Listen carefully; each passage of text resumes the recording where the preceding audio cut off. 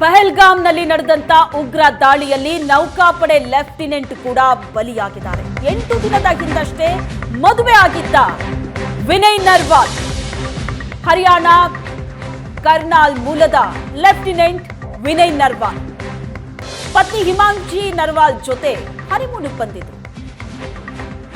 ಮೊದಲು ಯುರೋಪ್ಗೆ ಹೋಗೋದಕ್ಕೆ ಪ್ಲಾನ್ ಮಾಡಿದ್ರು ವಿನಯ್. ವೀಸಾ ಸಿಕ್ಕಿಲ್ಲ ಅಂತ ಕಾಶ್ಮೀರಕ್ಕೆ ಬಂದಿದ್ರು ವಿನಯ್ ದಂಪತಿ. ದೃಶ್ಯದಲ್ಲಿ ನೋಡ್ತಾ ಇದ್ವಿ. ಸೋಷಿಯಲ್ ಮೀಡಿಯಾ ಓಪನ್ ಮಾಡಿದ್ರೆ ಈ ಫೋಟೋ ಕರುಳು ಹಿಂಡುತ್ತೆ. ಹೊಸದಾಗಿ ಮದುವೆ ಆಗಿರೋರು, 8 ದಿನ ಆಗಿದೆ ಮದುವೆ ಆಗಿ. ಇದೇ ಫೋಟೋ ವೈರಲ್ ಆಗ್ತಾ ಇರೋದು. Social media, Facebook, insta, Twitter ಯಾವುದೇ ಓಪನ್ ಮಾಡಿ ಇದೊಂದು ಫೋಟೋ ಕಣ್ಣಿಗೆ ಬೀಳತ್ತೆ ಪಟ್ಟಂತ. ಎಂತವರ ಕರುಳು ಚುರ್ರನ್ನತ್ತೆ.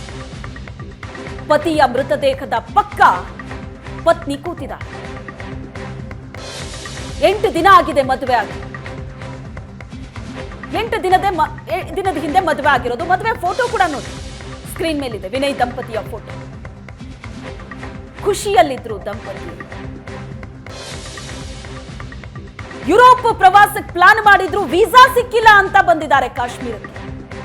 ಆದ್ರೆ ಪತಿಯನ್ನ ಕಳ್ಕೊಂಡು ಕಂಗಾಲಾಗಿದ್ದಾರೆ ಹಿಮಾಂಶಿ ನರ್ವಾಲ್.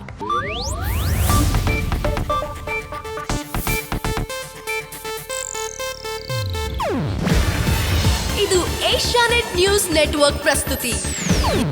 ನೀವು ನೋಡ್ತಿದ್ದೀರಾ ಏಷ್ಯಾನೆಟ್ ಸುವರ್ಣ ನ್ಯೂಸ್.